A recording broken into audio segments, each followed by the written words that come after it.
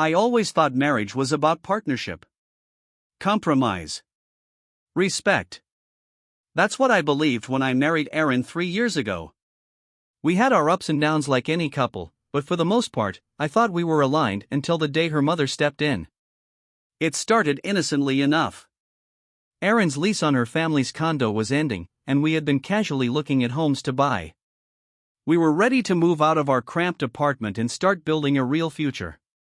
We both wanted something with a yard, an extra room for when we had kids, and a decent kitchen since I love to cook. Our budget was tight, but manageable. Then one evening, Erin walked into our apartment with a strange glow in her eyes. Guess what? Mom found us a house, she said excitedly, tossing a glossy folder onto the table. I raised an eyebrow. Your mom found us a house? She nodded, already flipping through photos. It's perfect. 3 bedrooms, great neighborhood, and only 15 minutes from her place. That last part was the first red flag. Erin's mother, Diane, had always been involved. Not overtly rude, but she had this way of making me feel like a guest in my own life. She'd show up unannounced, correct the way I folded laundry, and make comments like, "Maybe you'd have gotten the promotion if you dressed more professionally." And now she was picking out our home? I flipped through the pictures. The house was nice enough. Big living room, nice front porch. But something didn't sit right. I looked up the listing myself and realized 2 things. 1, the house was significantly over our discussed budget, and 2, it had been listed for over a year with no takers. "Erin, this place is $80,000 more than what we agreed on," I said carefully. She shrugged. "Mom said she can help with the down payment. She's even willing to lend us money interest-free." I didn't like the sound of that. So your mom buys us a house, and we owe her? Erin's expression shifted. You make it sound like she's trying to control us. I didn't say anything, but that's exactly what it felt like. That night, I barely slept. Memories of Diane's subtle manipulations swirled in my head. I remembered how she criticized our wedding venue, tried to rewrite the guest list, and insisted Erin keep her maiden name for professional reasons. Now she was choosing where we lived? I needed to put my foot down. The next morning, I made Erin breakfast, her favorite, blueberry pancakes with extra syrup, and sat her down. "I appreciate that your mom wants to help," I began, "but I'm not comfortable with her picking our house or loaning us money." It's our life. Our decision. The room went quiet. Erin looked at me like I'd betrayed her. "So you're saying no?" I nodded. "Yes. I'm saying no." She stood up without a word, left her breakfast untouched, and walked into the bedroom. The door closed quietly, but the silence that followed was louder than any argument we'd ever had. That was the moment I realized this wasn't just about a house. It was the beginning of a battle for control. And I had just drawn the first line. The day after I said no, our apartment was frozen in a kind of quiet tension. Erin barely spoke to me. No morning kiss. No casual questions about work. Just silence. She was still clearly upset, and truthfully, so was I. I hadn't expected her to take it so personally. I thought she would see my point, or at least want to talk it through. But instead, she shut down. That evening, when I came home from work, I found Erin in the living room with her laptop open and her phone pressed to her ear. "No, Mom," she was saying, voice hushed but sharp. "He said it was a control thing. That you were interfering." I stopped in my tracks. She hadn't seen me yet. "I know," she continued. "I thought he'd be more appreciative too." Appreciative? Of what? Of being manipulated into debt and proximity to a woman who criticized every decision I made? I didn't say anything. I just quietly backed into the hallway and waited until she was off the phone before making some noise to signal I was coming home. We went through the motions that night, cooked dinner together, ate in silence, washed dishes, but the air between us felt like glass. Thin, fragile, ready to shatter at any moment. After dinner, I tried to open a conversation. "Erin, can we talk?" She folded her arms. About what? You already made your opinion clear. It's not just about the house, I said. It's about us making this decision together. Your mom offering to help, it's generous, but it comes with strings. You know that. She gave me a look I couldn't read. Not everyone sees it that way. That's the problem. Diane doesn't give without expecting something in return. And once we're in that house, close to her, indebted to her, how long before she starts dropping by uninvited again? How long before she tells you how to decorate, how to raise our future kids? Erin's jaw tensed. So now it's about how I'll be as a mother? That's not what I said, I snapped, then immediately regretted my tone. There was a long silence. She looked away. I just thought, she whispered, you'd want to make this easier. That you'd be happy someone is offering to help us start a better life. I softened. I do want that. But not if it means giving up our independence. That night, she slept on the couch. The next few days were awkward. I kept trying to bridge the distance, cooking her favorite meals, offering back rubs, even suggesting we look at other listings together, but she remained distant. I overheard her whispering to Diane multiple times. She didn't try to hide it anymore. Then came the bombshell. I got home from work on Friday evening to find Diane in our apartment. She was sitting on the couch, legs crossed, a glass of wine in her hand like she owned the place. Ah, Jason, she said without standing. We need to talk. I glanced at Erin, who looked guilty but said nothing. Diane continued, I understand you have concerns about the house I found. That's fair. But let me be clear, I'm not some villain trying to control your lives. I'm offering support.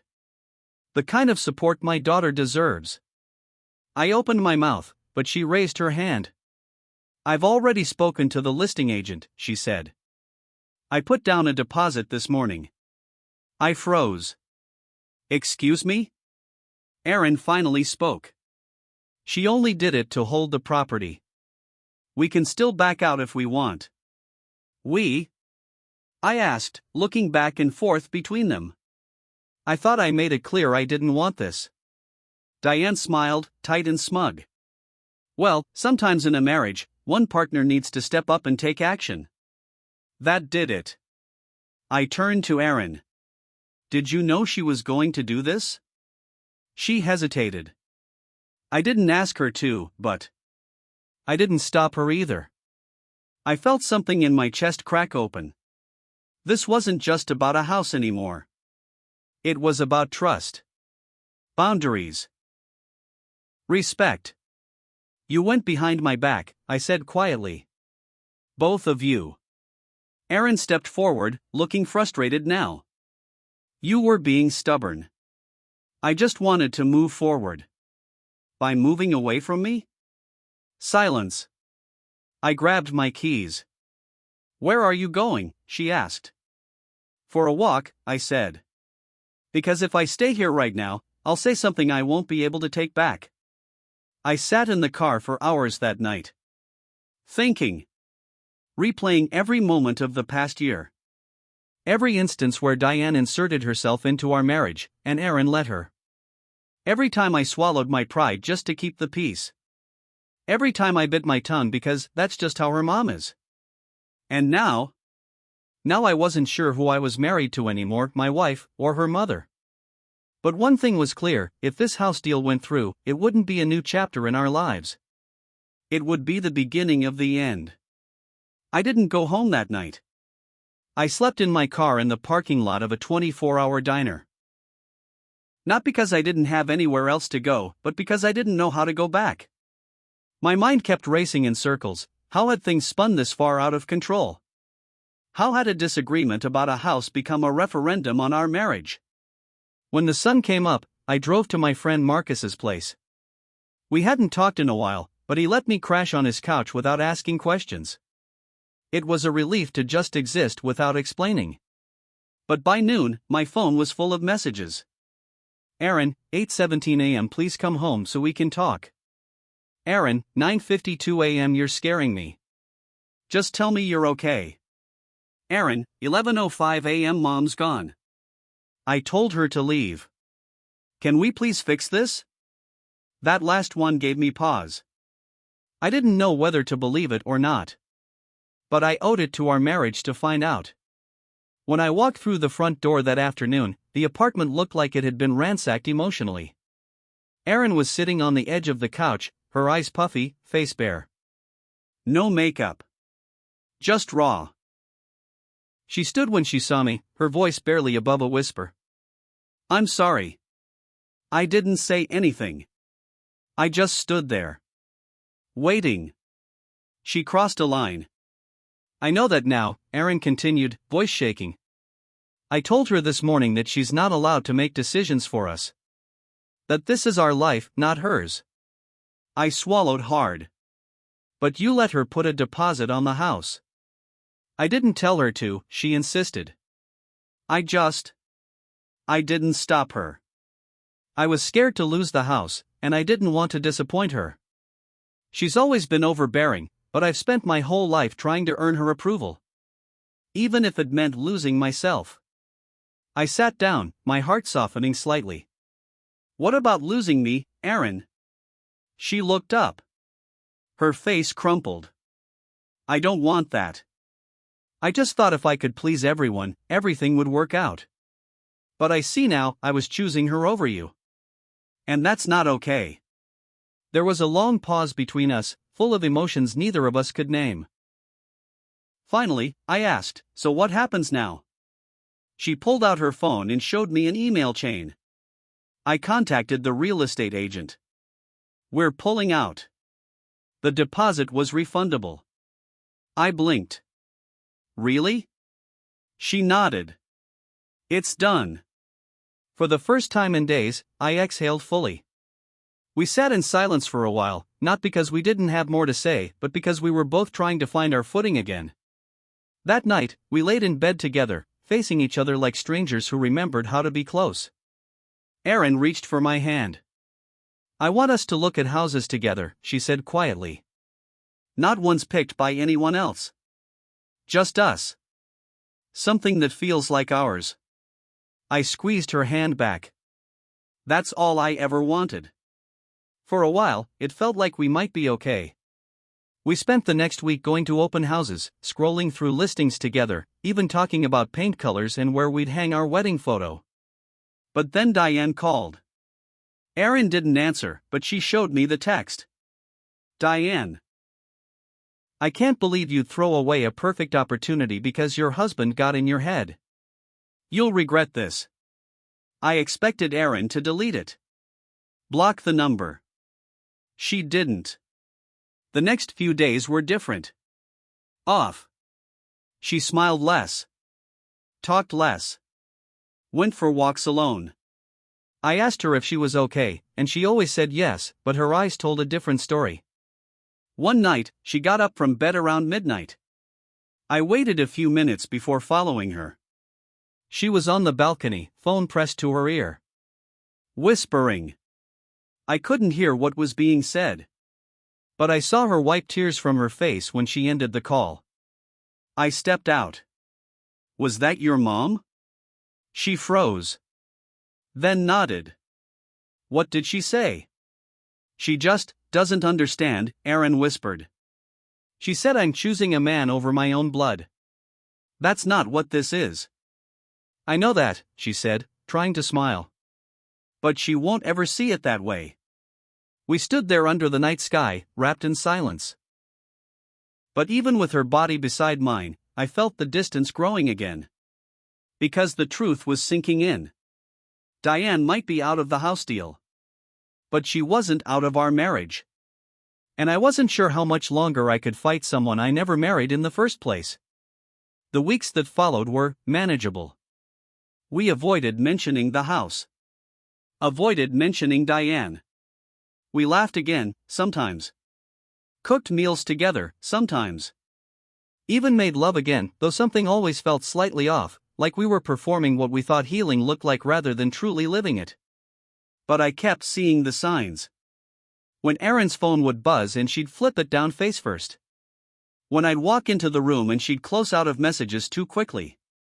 When she started going to her yoga classes again, but always came back quieter than she left. Diane's name was never spoken, but her presence lingered like a shadow in our home. I started feeling like a third wheel in my own marriage. Erin wouldn't say it out loud, but I could see the war behind her eyes, caught between the man she vowed her life to, and the woman who taught her how to live it.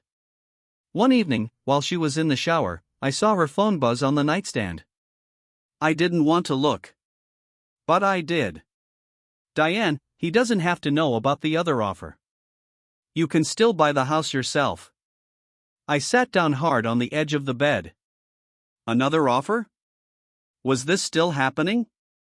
When Erin came out of the bathroom wrapped in a towel, I didn't even wait. What other offer? She froze mid-step.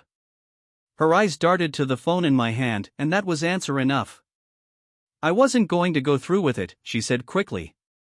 It was just something we talked about, hypothetically. My heart pounded in my ears. Hypothetically? Erin, your mom is telling you to buy a house behind my back. She just suggested. No, I snapped, standing up. This isn't about suggestions anymore. This is manipulation. This is betrayal. I told you, Erin. If we're building a life together, there can't be any back doors. No secret plans. No side deals. She opened her mouth, then closed it again. For a moment, I thought I saw guilt. Then it twisted into something sharper. She's my mother, Jason, she hissed. You don't get to dictate how I talk to her. I'm not dictating anything, I said, trying to stay calm. I'm asking for honesty. Transparency. Trust. She crossed her arms. You think I don't trust you? You're the one going through my phone. That's because I don't trust her. And right now?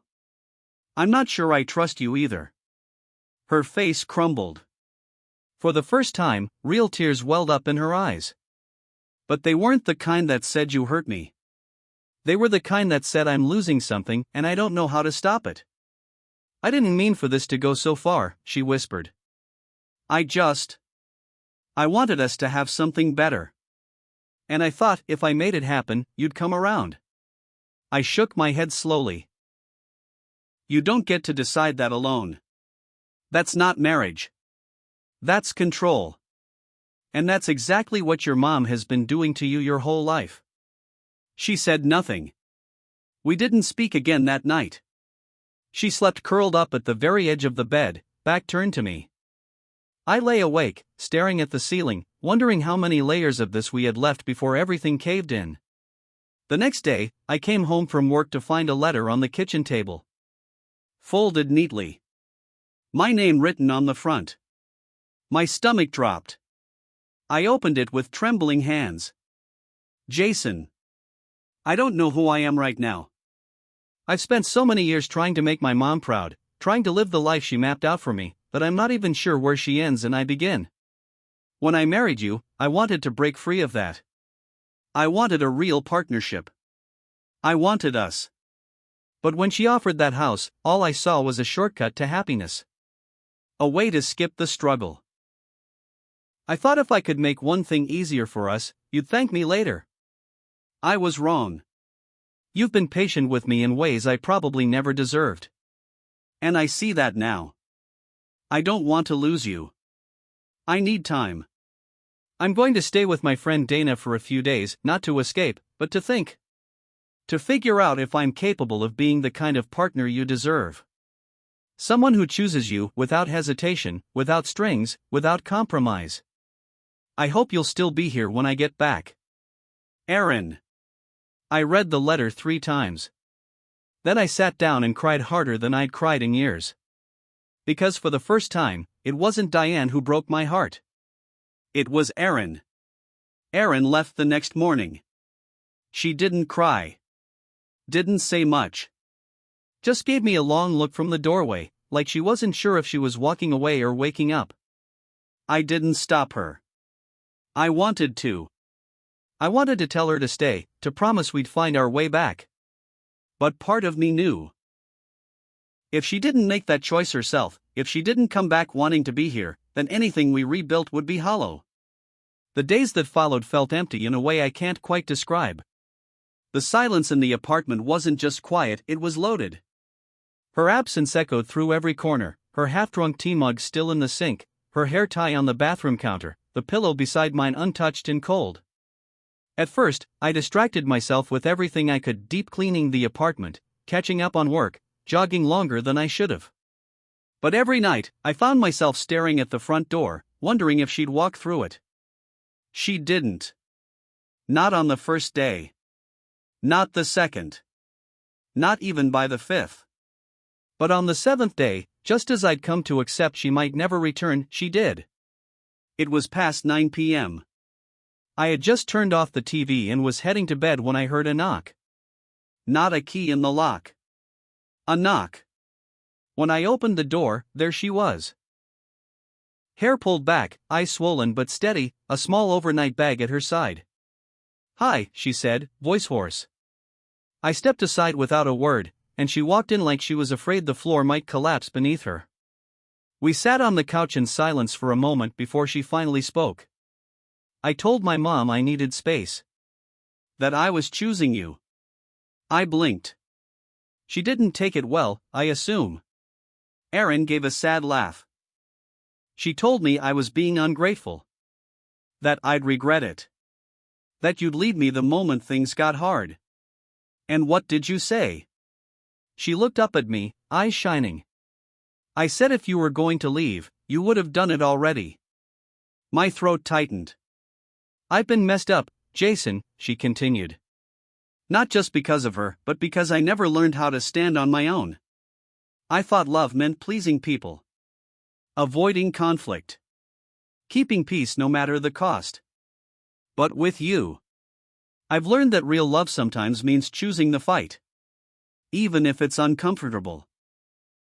Even if it breaks you first." I didn't realize I was crying until she reached out and wiped a tear from my cheek. "I'm not asking for forgiveness tonight," she whispered. "I just want to start again, if you'll let me." I didn't answer with words. I just pulled her into me and held her like I hadn't in weeks, no conditions, no promises, just a quiet understanding that love was never supposed to be easy. In the months that followed, we rebuilt slowly. We saw a couples therapist. Erin began setting firm boundaries with Diane, harder than I knew, but she did it. I saw her block her mother's number for a full week once, shaking as she did it, crying afterward, but still doing it. We found a house together. Not the one Diane suggested, not even in the same neighborhood. It was older, smaller, and needed some fixing up. But it was ours. We painted the walls ourselves. Fought over curtains. Laughed when the sink broke 2 weeks in. And every time something went wrong, we reminded ourselves.